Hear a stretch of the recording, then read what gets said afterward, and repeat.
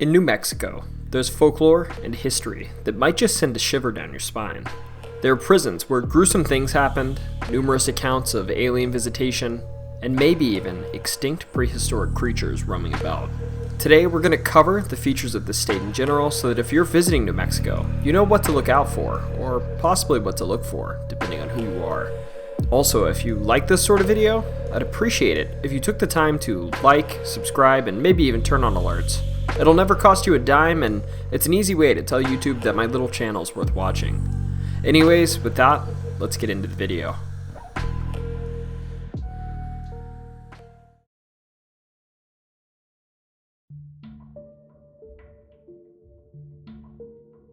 First up, we have the haunted New Mexico State Penitentiary.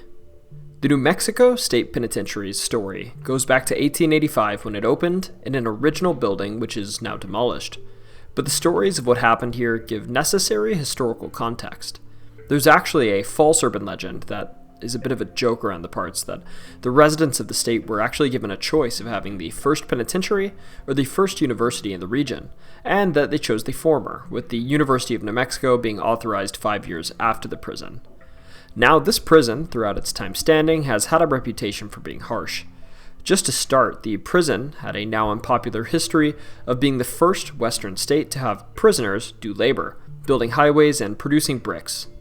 Additionally, things were never hunky-dory here.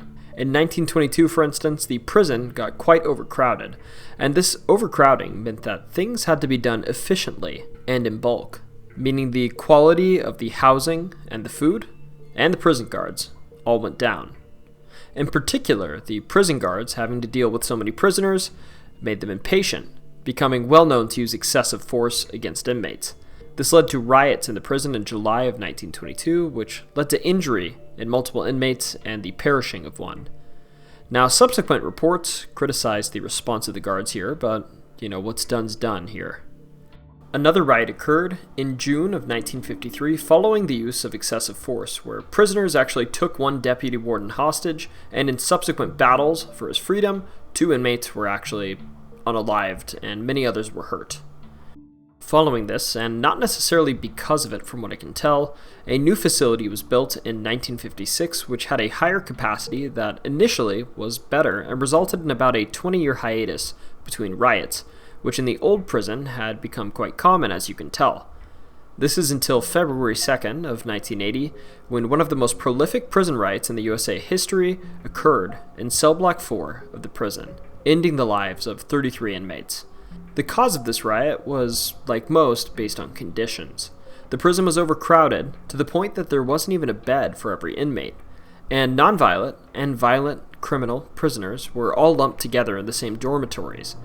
Additionally, too many people means poor quality food, and they also say that there was an abundance of cockroaches, mice, and disease throughout the prison. Add to this, just 5 years prior, and recreational programs had been canceled in the state, leading to the prisoners feeling extremely deprived and unhappy, increasing their proclivity for violence. Perhaps the final nail in the coffin was a, I quote, snitch system, where inmates would be pitted against one another and rewarded for telling on one another when one was committing a bad act within the prison walls, increasing distrust within the inmate community. Now, this riot started, I kid you not, because a bunch of prisoners drank some prison hooch that they'd brewed. In short, they took some baking yeast, or perhaps just yeast, off of the walls and added it to a jar with some sugar and raisins and made homemade liquor in their cells. And I suppose this liquor emboldened them to do what happened next.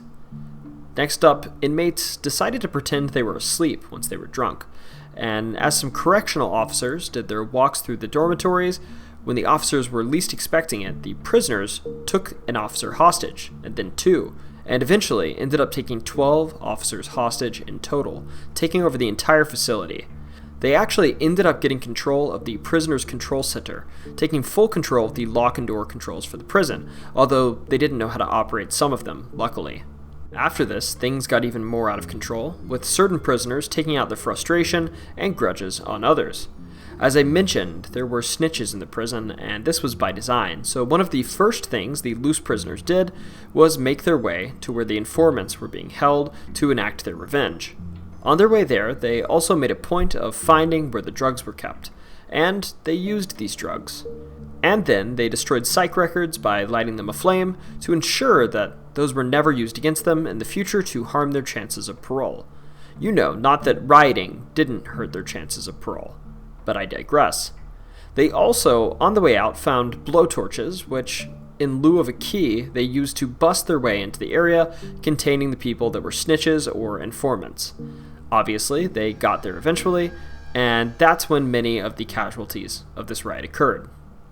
Now, eventually, order was restored in the prison, but this wasn't before many more casualties occurred, or before the prison guards taken hostage were permanently scarred both mentally and physically. As I stated, 33 people perished during this riot, and as you'd expect in an area that saw so much death and dismay, this place now has a reputation for being haunted, with tales so ghastly that you might want to come see them for yourself. A few notable examples of these hauntings are as follows. For a story, New Mexico Channel 7 KOAT went for a ghost hunt in the prison. During this hunt, they started out as most do, comically mocking the haunting, but that all stopped when a cell door slammed behind them during their stay. Shortly after this, they caught interference on one of their cameras, and one of their microphones, though fully charged, died on them. Another, perhaps even scarier tale is one of some men that were visiting the prison for the filming of a movie. They decided, during this visit, to pay a token visit to the chair in the gas chamber, and when they arrived and walked inside, they noticed there was a small lit candle sitting on the chair. Now, they were creeped out by this, but they decided to go on with it, and one of the men decided, screw it, I'm here, I'm going to sit in the gas chamber chair. So he did. And while sitting in the chair that so many were strapped to when they lost their lives, he turned around to chat with one of his coworkers. They were standing behind him. When he noticed something was off, they weren't looking at him, they weren't gabbing with him. They were looking past him at the window that was used to view death row inmates. Now, the guy sitting in the chair turned back and looked where his friends were looking, at the viewing area. And in the chairs of the viewing area, where folks in the past would have sat and watched the execution of their loved or not-so-loved ones, there were black figures sitting in the chair, facing their direction. Additionally, just to mellow it down, there's more common fare here too, such as your typical shadow people lurking in the halls, ghostly voices, cells that open and shut, and even, fun enough, there's a gurney that's said to wander the hallways of the prison.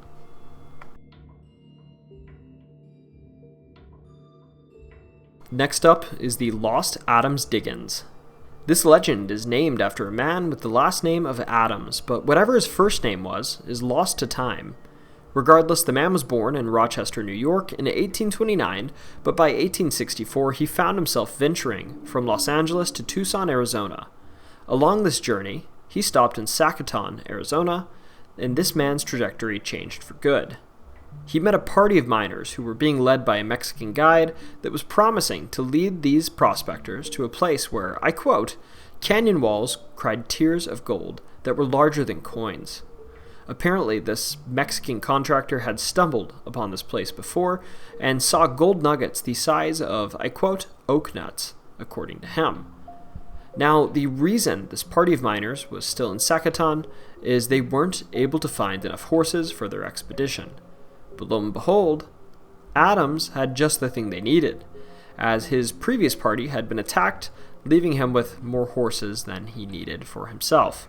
And while the miners couldn't pay in money, they struck a deal with Adams that if he gave them horses, they'd bring him along and they'd give him a good chunk of their money.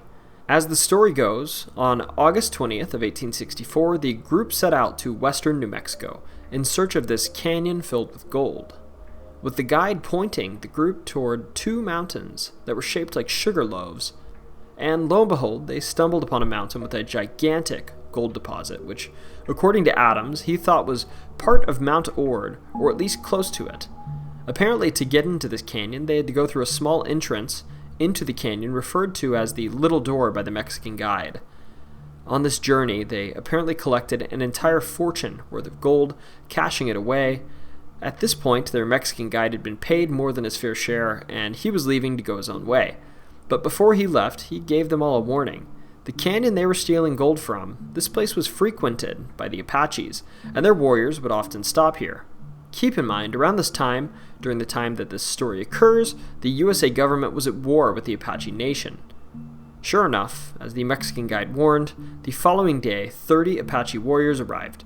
Although lucky for them, the Apache warriors weren't looking for trouble and simply warned the mining party not to go above the nearby falls. So what do you think they did? The next day, after a good chunk of the miners went back to town for supplies, some of the ones left behind secretly climbed up the walls of the falls. And, of course, they found large gold nuggets. Anyways, a few days passed, and the party that left to go get supplies never came back, and because of this, Adams and another climbed out of the canyon to check what was around, and they discovered that 5 of their party had been felled outside of the canyon. They then rushed back to camp to get everyone to pack up and get out of there, but as they came upon the camp, they saw that it was aflame, and the friends they left behind were, well, they were bodies now. They turned tail without any of their gold, and they ran from this, leaving empty-handed. Adams and this other miner, named Davidson, were the only ones who made it out of the mess, eventually being found by military patrolling the area for the Apache Nation soldiers. Now, after the Apache Wars ended, Adams went out in search of this canyon again, multiple times, but he was never able to find it. In 1918, one Bob Lewis, who had known Adams in the past, actually was able to find the remains of the burnt-down cabin, though, from the 1864 expedition, and skeletons with it, but he couldn't find any gold. Now, the story goes that some of this gold that was at the cabin had previously been found by some sheep herder who had taken the gold and bought a ranch in Albuquerque, New Mexico with it, but from what I can tell, this story is unconfirmed. And because of this, prospectors to this day keep an eye out for this treasure trove of a canyon that's filled with gold, and they refer to it as the Adams Diggins. Now, if you want to go searching for this treasure yourself, it's thought that it might actually still be out there. Some say that the local geology lends itself to the Adams Diggins probably being found in southwestern New Mexico, probably in the Zuni Mountains, and Adams himself searched in the areas around Reserve, New Mexico. Other folks claim that it's possible that this treasure could be in the Galinas Mountains to the north. Others claim that the reason this treasure hasn't been found is because it might even lie on Zuni or Navajo reservations where mining is prohibited.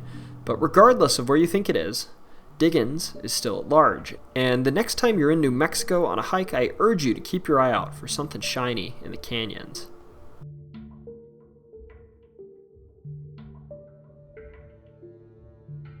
At number 3, we have aliens.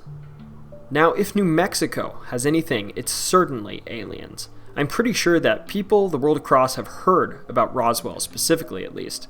New Mexico's, and perhaps the United States' best-known extraterrestrial folklore. In July of 1947, a headline ran on the July 8th newspaper for Roswell, New Mexico, the Roswell Daily Record, stating, "Roswell Army Airfield captures flying saucer on ranch in Roswell region." And in this article, the airfield themselves admitted that they'd taken possession of a flying saucer. This article recounted the strange things found by a rancher at the ranch in an area named Foster Ranch. This rancher had found this supposed flying saucer, and the local sheriff, one Mr. Wilcox, had been sent to retrieve the debris. And he realized that whatever this was above his pay grade, so he got in contact with the local Air Force base, who eventually sent one Major Jesse Marshall to get this debris, and recounted this strange craft he apparently found to both his higher-ups and an Air Force public information officer, who passed this flying saucer ordeal on to the press and generally claimed that the Air Force had nothing to do with the supposed crashed craft. Now, this article created quite a bit of a fuss in the general public and among the military and Air Force.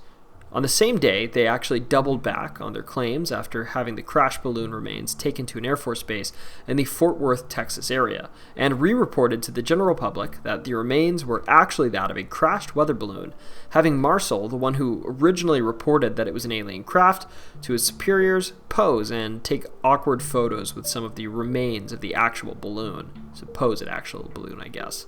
Now, at this point, the story went quiet for decades, mostly, with the exception of the following day, the rancher who found these remains claiming that he felt harassed by the military to the local news. This silence went away, though, when one ufologist and nuclear physicist, Stanton Friedman, interviewed Marshall, as well as others involved in the original handling of the UFO, and got incredible accounts from them. To start, Marshall generally stated that the whole weather balloon story was a sham, created to fool the general public. He also claimed that rather than simple tinfoil, the craft was made from some sort of mysterious alloy that wouldn't even dent if you hit it with a sledgehammer. This testimony wasn't alone either. The public information officer for the Air Force, the rancher that identified the remains, and even military higher-ups all came together and told Freeman, generally, that the Roswell incident was most likely a massive cover-up. Now, Roswell isn't alone as the only alien-related conspiracy in New Mexico. There's also legend stating that there's a half-alien, half-human operated military base in, or perhaps under, Dulce, New Mexico. Here, under Archuleta Mesa, it's thought that at least something fishy is going on. Legends about this started around 1979, when one Paul Benowitz, a local businessman who also happened to hold a PhD in physics, became convinced that he was intercepting communications between aliens and military installations around Albuquerque. And by the 1980s, he thought he'd pinpointed those communications to be in an underground location near Dulce. Specifically, he thought that the notorious gray aliens were the ones dwelling there. Eventually, Paul caused enough of a fuss to end up in the local newspaper, and of course this sent out others fishing, leading to other folks also claiming they'd had suspicions that something had been going on underground in the area. There are also crazy tales that at some point there was a firefight between the military's Delta Force and the aliens in this base, as one Philip Schneider, a former U.S. government explosive engineer, reported to a newsprint. He claimed that this event happened in 1979 in an underground base and resulted in approximately 60 human casualties. Additionally, the channel UFO hunters on the History Channel even claimed to have investigated a mutilated cow at some point, finding a human-like fetus inside, claiming that aliens were using cows to incubate baby aliens. Which, I'm just going to leave the story there. Very good history work, I guess. So this all sounds insane, but these rumors were perpetuated by real-world events that make people scratch their chins. To start, in the 1970s, there was a rash of cattle mutilations in the Dulce area, and for a long time, perhaps starting with Cold War military activity, there have been sightings of mysterious lights in the sky around the Dulce area, things that are more reasonable and indeed quite common in this sort of folklore. Now, I have to be honest, at least in the 70s, the idea of intercepting communication coming from an underground base around Dulce is actually quite grounded, but I'm not sure you can point the finger at aliens for this.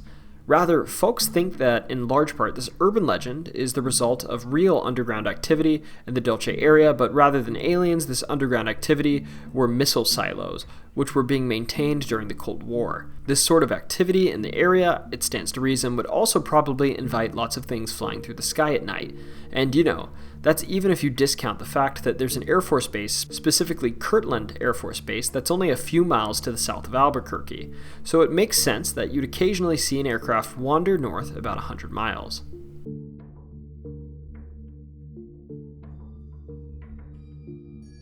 In 1948, there was also an incident near Hart Canyon, near Aztec, New Mexico, that makes you scratch your chin and wonder if something might have been going on there, if it wasn't going on already at Roswell and Dulce.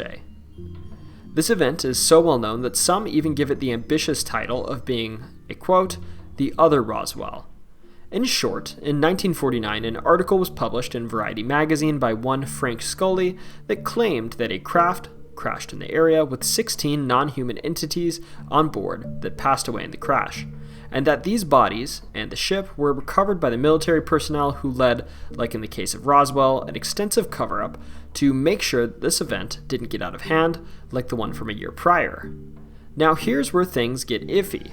The sources for this article were two individuals, one Silas Newton and a Leo A. Gebauer. These two had a reputation, though. In the late 1940s, apparently these two men were around Aztec trying to sell locals devices that could supposedly detect oil, gas, and gold, and that they took these from an alien craft that crashed in the area. But when they gave a bit of this supposed technology to a writer from the San Francisco Chronicle, he had it tested and it turned out to be a simple bit of aluminum. Now, frankly, that's all that people needed to believe that this was a hoax, and it really doesn't go much deeper than that. In fact, the two men that sold these fake devices actually wound up getting convicted of fraud in 1953. But regardless, their stories influenced folklore about alien visitation and even spurred Scully, the Variety magazine writer, to write a book about these incidents, but it really didn't get much further than that, and certainly doesn't hold the acclaim that Roswell does.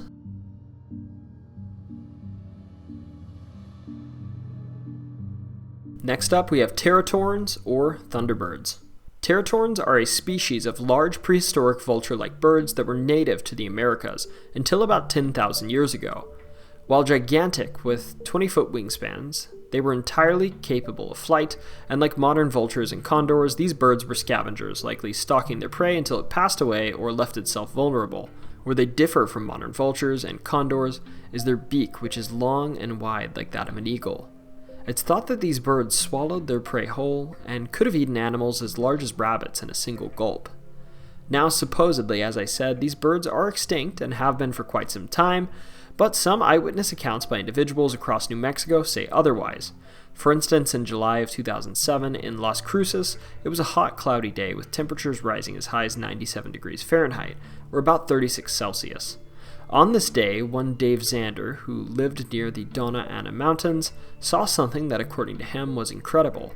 This day, he saw two enormous birds initially perched on the side of the Organ Mountains, and then one of them jumped off of the mountain and took flight with a tremendous wingspan of about 20 feet, and the two birds flew together near the Organ Mountains. Additionally, in Lordsburg in the 1800s, multiple people talked continually about seeing pterosaurs or some other gigantic feathered bird flying through the sky. Folks even thought that the birds may have been pterodactyls.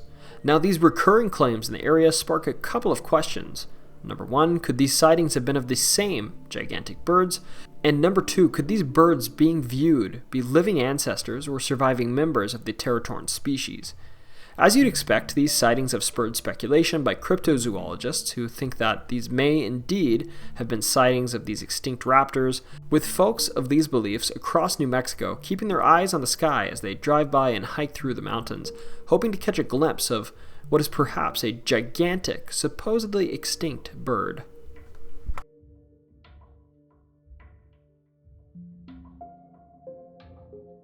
Now, this urban legend is for all of us ex-Boy Scouts out there that went to Philmont. That's where I heard this one, at least. At this place, you'll supposedly find one of the most haunted places in New Mexico that will strike you with fear, equal only in measure to the Mesa's beauty. To give you some context, Philmont Scout Ranch is 140,000 acres of rugged, untamed terrain in rural New Mexico that often harbors over 20,000 scouts and scout leaders. The camp is an iconic part of the Boy Scouts of America that was founded in 1938. In this camp, as you'd expect from a place where kids sit around the fire, there are lots of ghost stories. Some of an eerie blue light that travels through the camp, stories of Anasazi ghosts, and there are even stories of wandering ghosts of lost Boy Scouts that prowl and roam through the night begging for help. Before this was a Boy Scout haven, though, the Pueblans lived in the area for nearly 1,000 years, and there was quite a bit of mining activity after that. Now, this mesa is considered to be quite haunted by modern and historical people. The Navajo, for instance, used to believe that the area was some sort of portal to the demon world, although I'll note that this account is common but unverified by Navajo folklore. Also, folks claim to see these aforementioned ghostly scouts. Supposedly at night, outside of your tent, you might hear a child crying and pleading. He first just sobs a bit, and then as you grow nearer to him, he might ask you if you can take him back to his camp. I couldn't find what happens if you say yes, but from what I've seen, it never goes great if you take a ghost by the hand. There's also the tale that there are cat totems hidden in the area. Yes, that's right, cat totems. And they're hidden, and that these are placed around the area to keep the aforementioned demons from escaping through the aforementioned portals. And that, to boot, there's a shaman of the Navajo tribe who stealthily roams the region, making sure that these totems remain in place and in good condition. Additionally, before this place was a scout ranch, there were mines in the area, and as is the case with many mines, rumors circulate that they were haunted, or that Tommyknockers, or essentially little mischievous gnomes, wandered and preyed on miners in the area. These stories perhaps were the result of the mine's reputation for fostering the untimely deaths of those that went inside and worked there.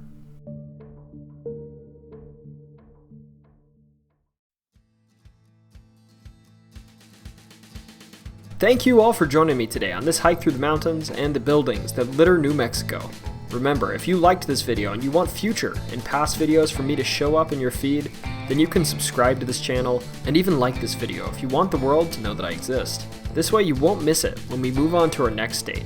And remember, most importantly, whether you just stumbled upon a mountain full of gold or knocked over a totem at Philmont Boy Scout Camp. Don't you ever forget, it's always story time.